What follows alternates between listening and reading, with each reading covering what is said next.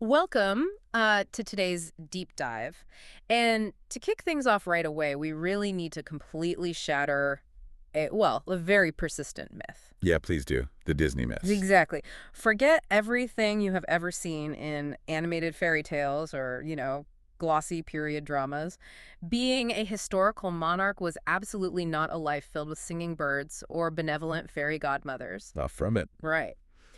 If you were sitting on a throne, especially in the incredibly rugged landscape of ancient Scotland, wearing that crown was essentially painting a massive glowing target right on your own back. Yeah, it really was. Imagine you're walking around holding $1 billion lottery ticket in your pocket. But there's a deadly catch. Everyone around you, including your own family, knows you have that ticket. And the only way they can cash it in is, well, if you're dead. Precisely. If you are dead. Which perfectly paints the stakes for the source material we're jumping into today.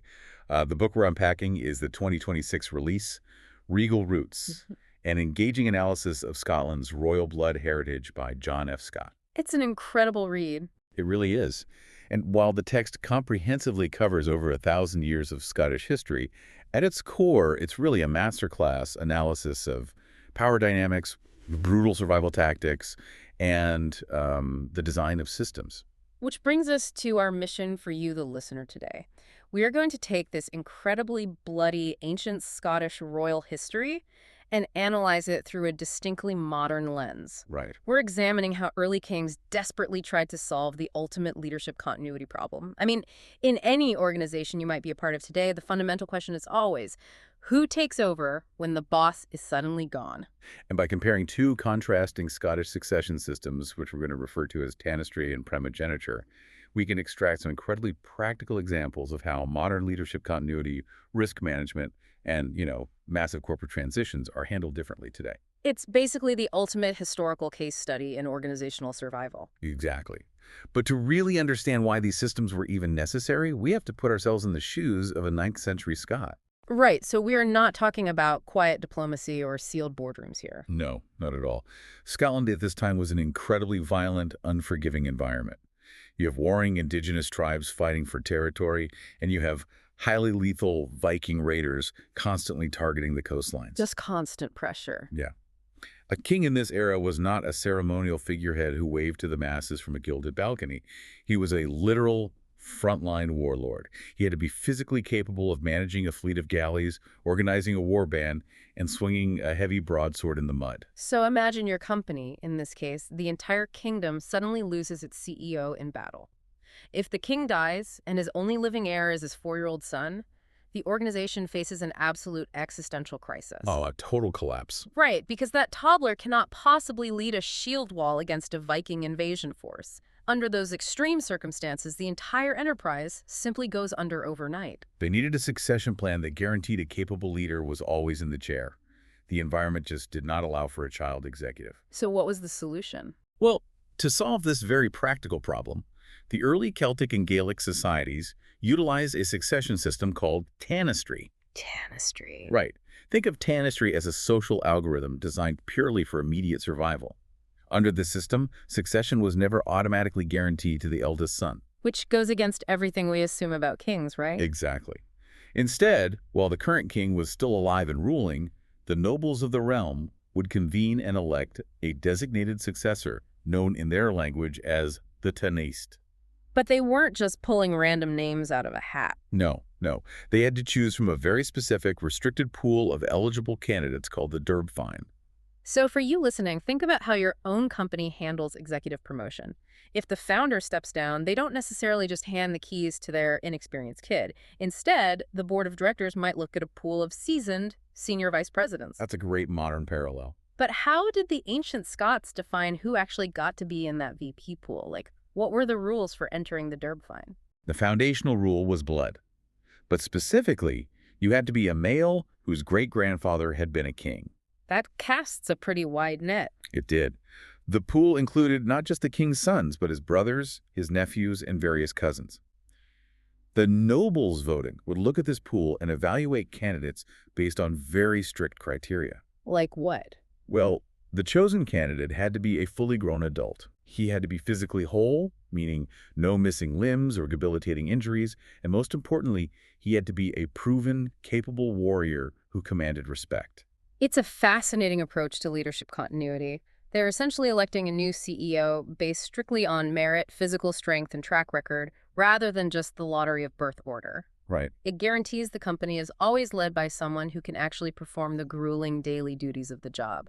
It sounds incredibly practical for a Viking Age battleground. It was highly practical. But here's where it gets really interesting. Every system ever designed by humans has a bug, and the fatal flaw of Tanistry was that it actively incentivized hostile takeovers and perpetual civil war. Yet the flexibility of the system was absolutely its own undoing. Because the succession wasn't permanently fixed to a single direct line, it constantly rewarded unchecked ambition. Right, because if you are a strong, capable cousin sitting in that VP pool, and the current CEO starts showing signs of weakness or old age, The fastest, most efficient way to get yourself promoted to the top job is to permanently eliminate the boss. wow. Which brings up a phenomenal example from the text that perfectly illustrates historical reputation versus historical reality. The story of Macbeth is the ultimate case study in Tanistry. Yes, I loved this part of the book. Forget everything William Shakespeare taught you, right?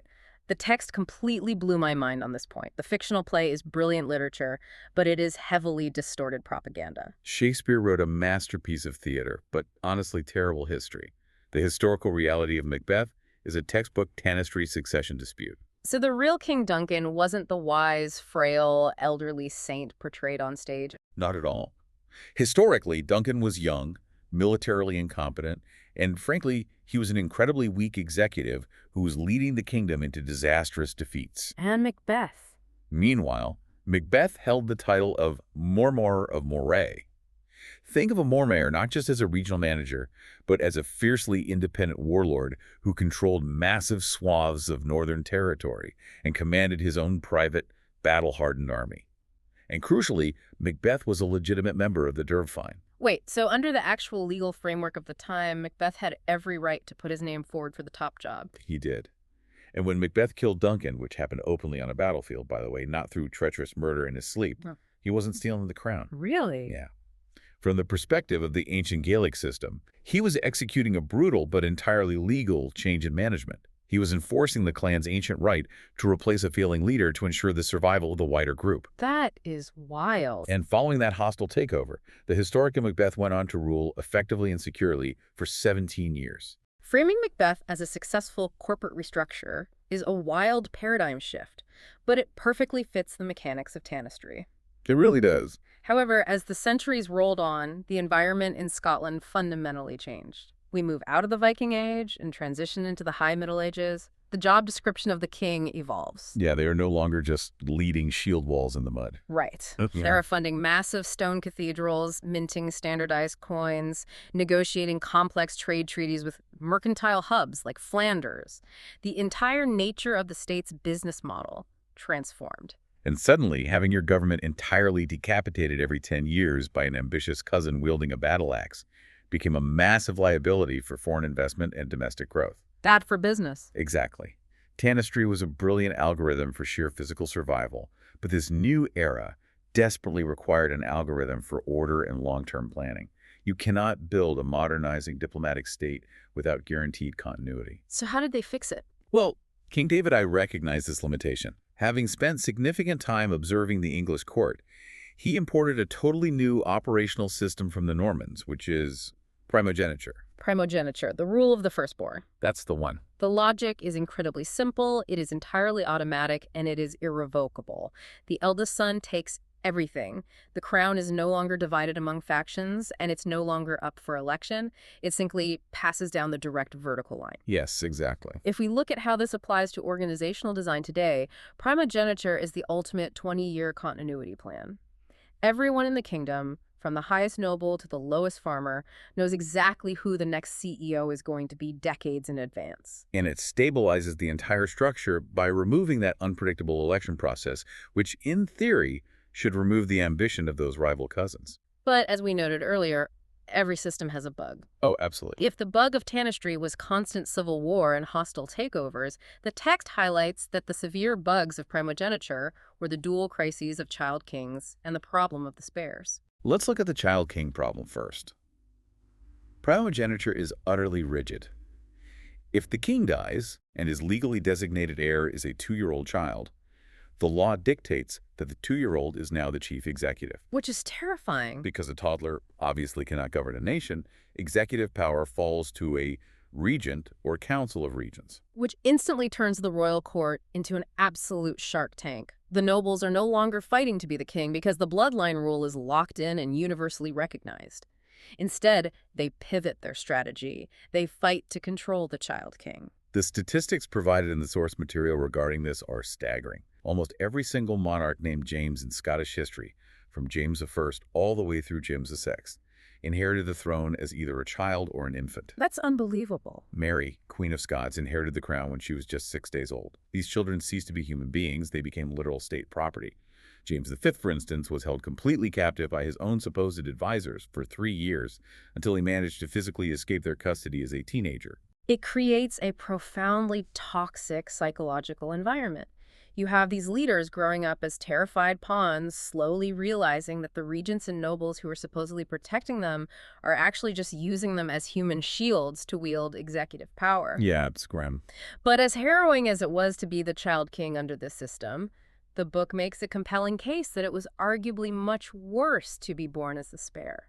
The predicament of the younger brothers is a fascinating unintended consequence of primogeniture. These younger siblings share the exact same royal blood, they're raised in the same palaces, but under the new rigid rules, they possess absolutely zero legal power. None at all. They represent a dangerous walking surplus of royal legitimacy. They are a constant living alternative to the current king. So the crown had to develop methods to neutralize these spares. And the text outlines several tactics for this. Right. Sometimes they used alliances, like the fosterage system, where a younger brother would be sent away to be raised by a powerful, potentially rebellious clan to act as a living bond of loyalty or essentially a hostage. And if they didn't want to use them as diplomatic leverage, they used the gilded cage tactic. They would force the younger brother into the church, maneuvering him into a position as an abbot or a bishop. Which was strategic genius. It really was, because it required the brother to take a vow of celibacy, legally preventing him from ever producing rival heirs that could threaten the main bloodline in the future. But when those soft diplomatic tactics failed, or when a younger brother proved too charismatic or ambitious, the ruling kings resorted to ruthless risk management. They outright liquidated the spares to protect the primary leadership line. The book shares some genuinely chilling historical anecdotes about how far this went. In 1440, we see the infamous Black Dinner. Yes. The House of Douglas was a massive rival family that possessed enough royal blood to be a legitimate threat to the crown. The regents, controlling the 10-year-old King James II, invited the teenage Earl of Douglas and his even younger brother to a conciliatory dinner at Edinburgh Castle. You can just picture the dark, torchlit hall. Totally. As the boys are eating, a servant brings out a platter, removes the cover, and reveals the severed head of a black bull. Such a powerful image. In ancient Scottish tradition, this was the undeniable signal for an immediate death sentence. The teenage boys were dragged out into the castle yard, given a mock trial, and beheaded. The regent simply did the brutal organizational math, execute 2 teenage spares today to prevent a catastrophic civil war 20 years from now. Cold-blooded. And we see that same brutal math applied by the kings themselves. Take King James III in 1479. He grew deeply paranoid about his younger brother, the Earl of Mar. Why was he a threat? Well, the Earl was charismatic, highly popular with the nobles, and represented a very clear living alternative to James's increasingly unpopular rule. So James had his own brother arrested on fabricated charges of using witchcraft against the crown. Witchcraft? Wow. Yeah. The Earl of Mar died shortly after in a warm bath in Edinburgh.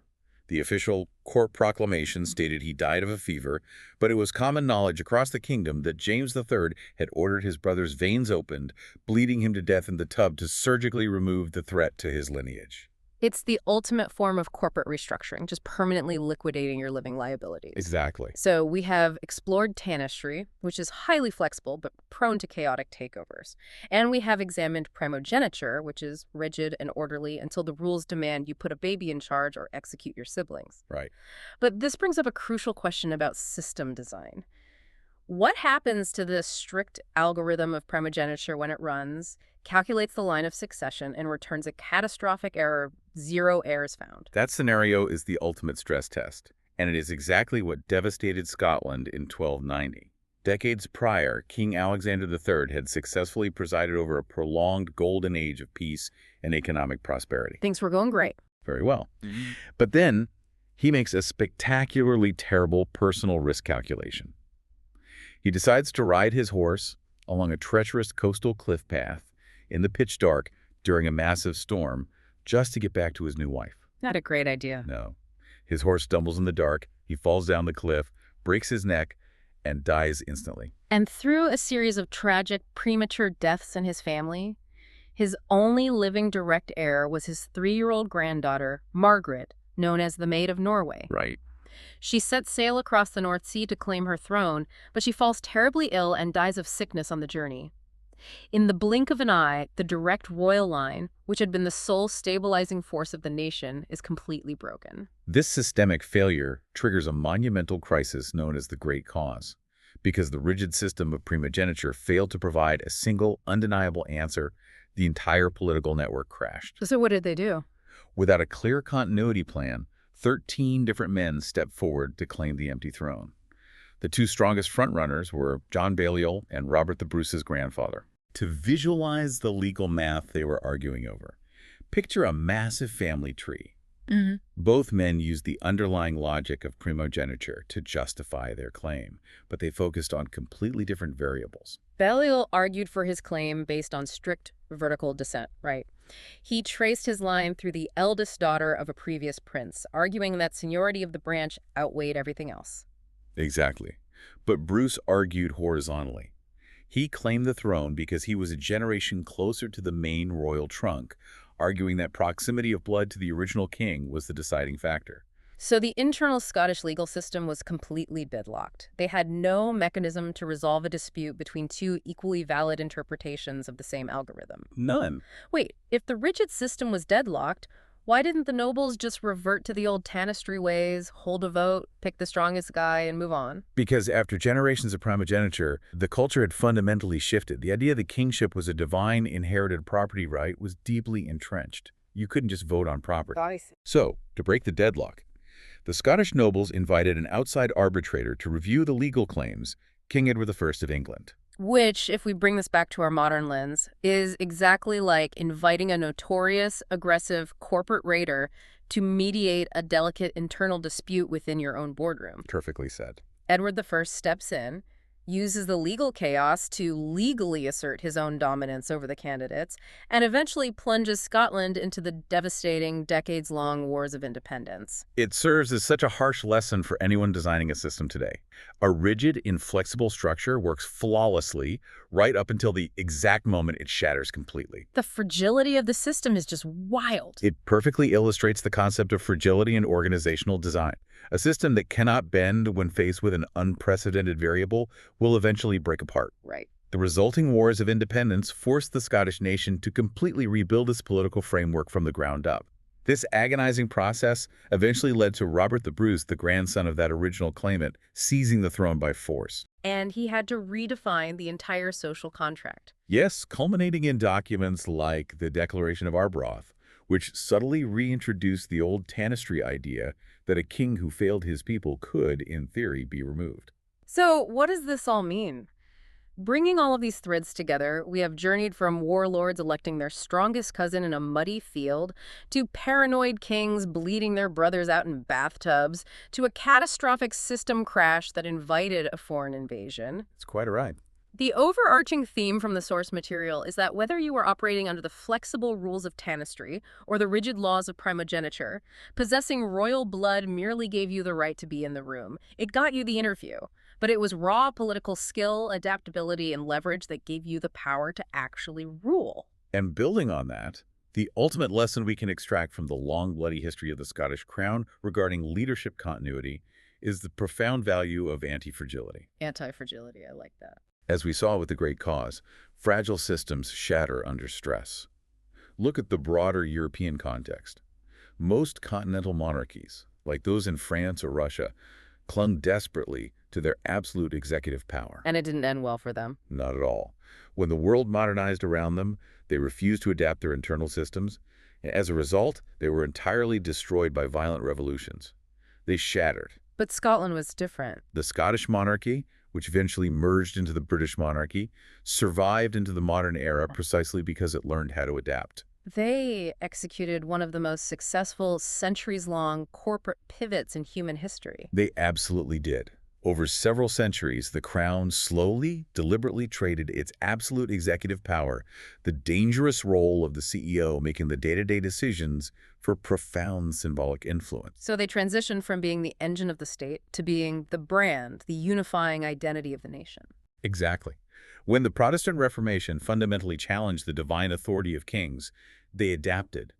When the 1603 Union of the Crowns required the Scottish king to relocate to London, they adapted to being an absentee executive. And when the 1707 Union of Parliaments officially merged the nations, the monarch became entirely insulated from the fallout of day-to-day political failures. The text makes such a brilliant point about this transition. By systematically giving up the actual power to rule, the monarch gained total immunity from political failure. Right. If the modern government messes up the economy or foreign policy, the public votes out the prime minister. The crown remains completely untouched, floating above the fray.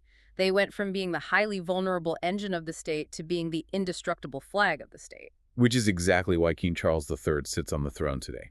He is a direct descendant of the House of Stuart, tracing his continuous lineage right back through this incredibly turbulent, violent history we've discussed. That continuity is amazing. He is in that position because his ancestors mastered the art of pivoting when their foundational systems were threatened by new environments.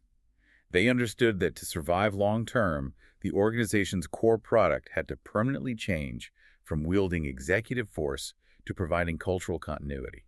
It is incredible to think about the evolution of these systems. Succession, whether we are talking about ancient Scottish warlords or a modern Fortune 500 corporate boardroom, really is the ultimate test of any organization's true resilience. Absolutely. It requires a constant, delicate balancing act. You need the competence, strength, and capability that the old tanistry system tried to guarantee, but you also desperately need the stability, order, and predictable long-term continuity that primogeniture provides. And if you lean too far one way, you invite hostile takeovers and internal chaos. Lean too far the other way, you create a rigid vulnerability that can collapse your entire structure overnight. Which leaves us with a lot to think about today. It does. And I want to leave you with a final thought to ponder as we wrap up our analysis of these historical algorithms. Go for it. We've spent this time discussing how ancient humans meticulously programmed social rules like tanistry and primogeniture to ensure their survival, and how those rigid rules eventually crashed under the weight of unexpected variables. Today, we are rapidly handing over massive organizational leadership and critical decision-making to rigid AI algorithms. Oh, wow. As we trust these digital systems to manage our modern enterprises, are we simply setting ourselves up for our own digital great cause? What happens when our modern AI systems encounter a catastrophic variable they weren't programmed to handle and return a fatal error? That is a fascinating and honestly slightly terrifying parallel to consider. We want to thank you for joining us on this deep dive into the source material. It has been an incredible journey through the brutal mechanics of historical power, and we hope it gave you a fresh perspective on how history's most dangerous jaws paved the way for the systems and corporate structures we navigate every single day.